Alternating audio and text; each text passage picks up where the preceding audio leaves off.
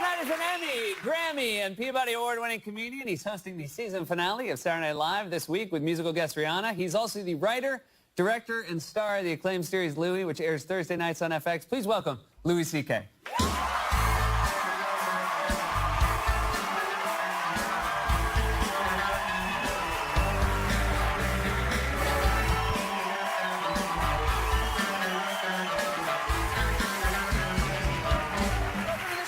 Thank you. Good to have you here. So this Great to is be here. 3 hosting in 3 years for you. That's right. 3 in a row. It's a big deal. It is. I should probably slow down a little bit. No, it's good. When you got a hot hand like this, if you take a year off, you might just fall out of favor. I might be not able to do it anymore. Right.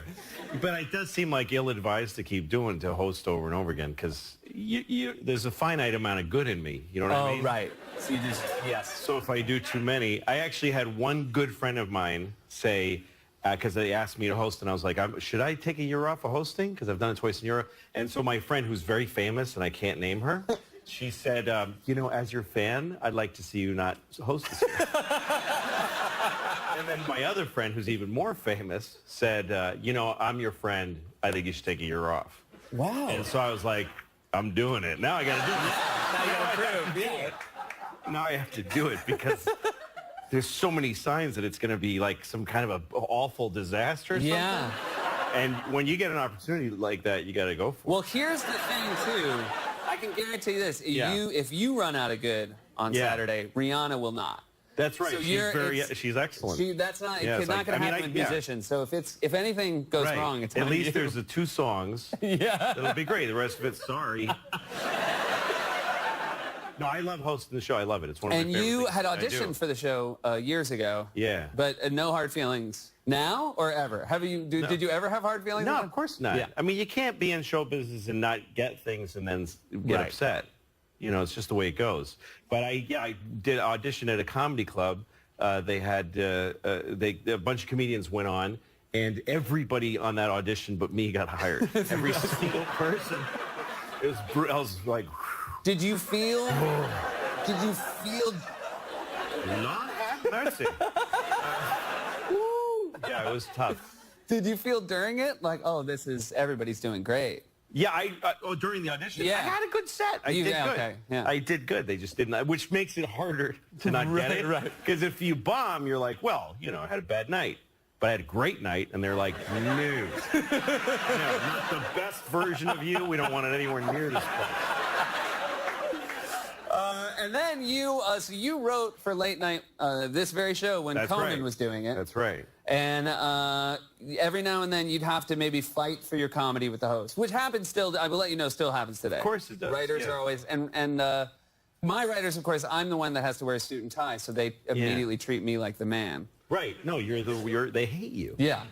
God, they It's a hate good way you of so putting much. it. You'll never know how much they hate you. Well, you know, writers are in their 20s. I was in my 20s. Mm-hmm. And so I just thought, like, I want to get my stuff on the show, you know. Now I know that I was working for people that I should have been helping because they were giving me money.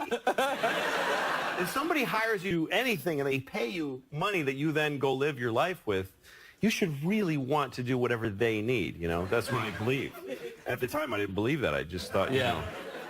You can still sneak stuff on with the announcer.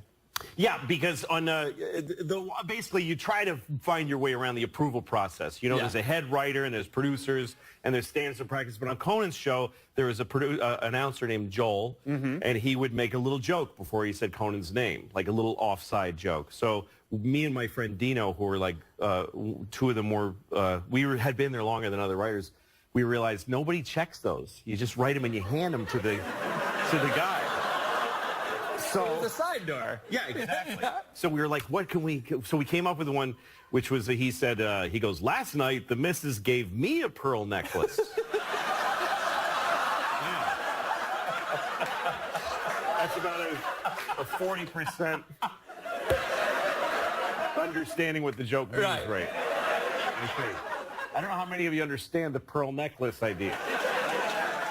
You don't know what it means to give your wife or any woman That's a or nice man. Yeah, exactly. A pearl necklace. Yeah. And Joel didn't. You guys get it?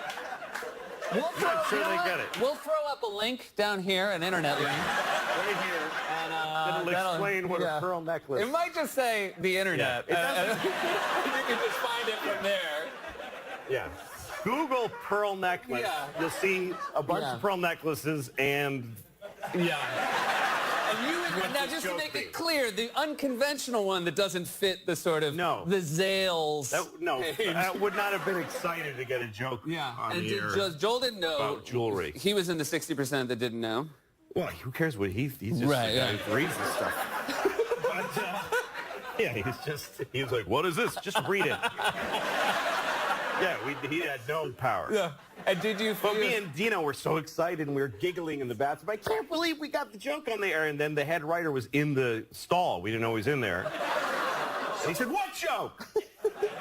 And we told him the joke and he was like, oh, well, that's a stupid joke because he didn't get it. He didn't get it. So... We'll come back, talk about Louis, because this has been incredible. We'll be right back with more from Louis C.K.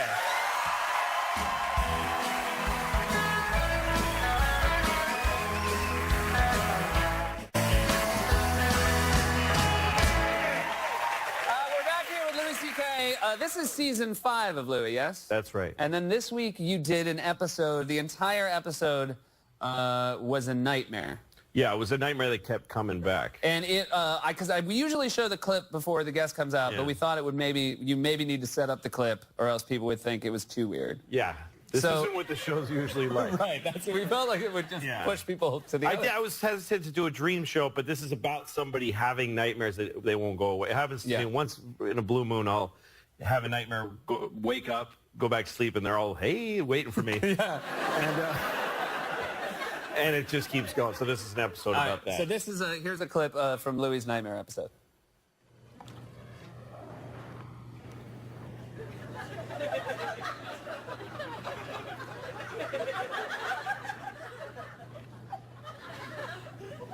Don't do it.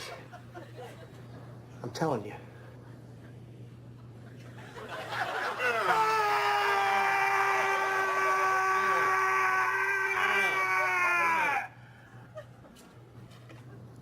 Oh, my God.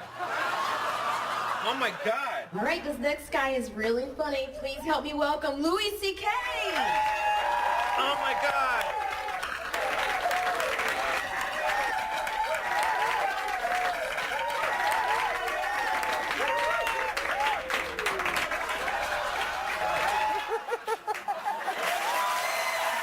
Very good. That's a nightmare. I'm not the specific shape. Yeah. But having to go on stage not ready, or is that a nightmare for you? Yeah, I mean, that's also my real penis. Oh, it is. Because it played as a joke. No, Did you that's the notice? thing is, and it clears for standards because it doesn't look like most people's penis. That's the way around it. Yes, I usually, when I have dreams where I'm naked, there's something wrong. Yeah. With what's going on down there. And that took a lot of work to, we had these artists that kept making different shapes. Oh, and you would send them back to the shop? Yes. Wow. A bunch. That was like literally, it was like the 20th version. Wow. We made a bunch because we wanted to make something that could be on television. Uh-huh. So it had to be non-genitalias. Genitalia. Right. But it had to be creepy and not, so we ended up with this kind of crawler looking thing. Kind of pinwheel. Yeah. It was, because I was like, I couldn't look like it was like hacked off. Right. It had to look like it just was That was what it else. was. Yeah, exactly. My favorite thing about that discussion right there is someone's job to look at that and it's very to say serious. it's in or out. Yeah. It's somebody, it's very serious. They look at it and they're like, okay, tell us what is it, the texture? And we talked on the conference calls about that. Yeah. You also, of the many things you do on the show, edit, write, direct, star in, you are a part of the music as well. And this was a thing that a lot of people at the end of the show couldn't quite wrap their heads around. They thought it was an actual song. That's right. This played during the credits. Yeah. And I want to play the song, but talk through it first, or you want to play it first? Well, it's basically during the credits after I finally solved the nightmare problem, and now I'm sleeping soundly, and there's this very sweet song on. and it's meant to feel like a real song. So then, but then just listen to and I'll explain how we made it. But All right, so the most important thing here is listen to this beautiful song, but really listen to the lyrics. Their smiling faces give me diarrhea. Please die, you dying baby, in my diarrhea. Beautiful. Yeah. Beautiful Gorgeous. song. Yeah. And it feels like felt like a different era, of a different era. That's right. Well, I was making music for this episode. I have this band, these guys that are called Sweet Pro, and this guy Matt Kilmer's the composer, and we make music together. I don't have any musical training. I could never do what you guys do, but I get to go and just like whistle and hum at them, and they make music. So I was trying to come up with something for this episode, and we had an opera singer, a real opera singer who was singing this beautiful music. Her name is Giselle, I forget her last name. Giselle Bella. Okay. Well, that's certainly... Giselle Bella, pause, Z. Yeah. So she was there singing opera, and she has such a pretty voice. And I thought, what about like a Roy Orbison kind of a song with her voice? And I just scratched these lyrics down and showed them to Matt, because I had to leave. I had to go pick up my daughter at school. And... so he said, we'll sing it. So I sang it into his iPhone. So somewhere there's a version of me singing that into an iPhone. And then he emailed me that night, and I was like, you got to be me. That's the greatest thing in the world. So we threw it on the end of the... It is really beautiful. And the word diarrhea is lovely. Yeah. When you don't know what it means. I mean, for me, I love the word diarrhea. Yeah. And so now to actually add on the layer of it, being beautifully sang by sung. a beautiful woman. In that sort of theme, in that area, there was a great scene this year with you and the actress who play your daughter. Yeah. You have to go to the bathroom. You're walking down the real street, bad, and this is something. This is an idea you had. Is this based? My show is diarrhea and poop. Yeah, and some beautiful. And penises that don't work. It's a class show. It's a classy show. Yeah. It's real. It's PBS next year, right? That's right. It's going to be right on after Downton Abbey. Yeah, I can't do it. Laura Linney will French introduce horn. it. That's right. Tonight on Louie. Diarrhea. But this is something you've thought about, because you have to go to the bathroom. You're with your daughters. You're trying to make it home in time. You don't. Well, it's New York living, you know, and you're out on the streets with your kids, and all of a sudden you got to go. I can't use a public restroom. Like, I just have too many phobias that I need to have the deed of the building I'm pooping in my hand, and 3 locked doors between me and the next person. Yeah, that's what I need in order to let go. Yeah. So the first year of the show, I wrote this thing where I'm with my daughter. At the time, my daughters were like 4 and 2. And as a single dad, when you're out with your kids that little in New York City, if you got to go, you can't leave them out in the street. Right. Or even in a store. You got to bring them in with you, and they got to watch you move. Yeah. Because, like in an airport, your kids are just standing in the stall of the men's room watching you poop. It's part of being a dad. Yeah. But so I didn't do the bit, though, because I just thought it's just pooping. I don't want to do it. And Pamela Adlon, who's a producer on my show, she's like, you got to do it. Every year, she's like, you got to do the poop. We call it Poop Race 2000. We call it Race 2000, but you're going to bleep that. Sure. But so, okay. So this year, I thought of an ending, which I hadn't thought of, because now my daughters are grown. They're like 13 and 10. And so now it's about them helping me. They're trying to help me find a bathroom. And then at the end, I know I'm not going to make it home, and I'm too far from any public restrooms, so I've got to let go. I realize it's time. I'm in too much pain. Mm-hmm. I know I can't make it. I got to let go. I got to decide to poop in my pants on the street. Yeah. And I push my daughters away, and I say, get away from me. Don't look at me. Go far away from me. Terrified. They're sad. They're upset. They're really I will upset. say, watching it, I also felt relief. Yeah. When you let go. That moment, I realized that was, when I came up with that, I thought that's worth doing, because that's profound. That there's no worse feeling. There's no worse feeling that in regular life than when you got to go number 2 and you can't, which, by the way, for me, it's number 1 in my book. I don't know what to call it.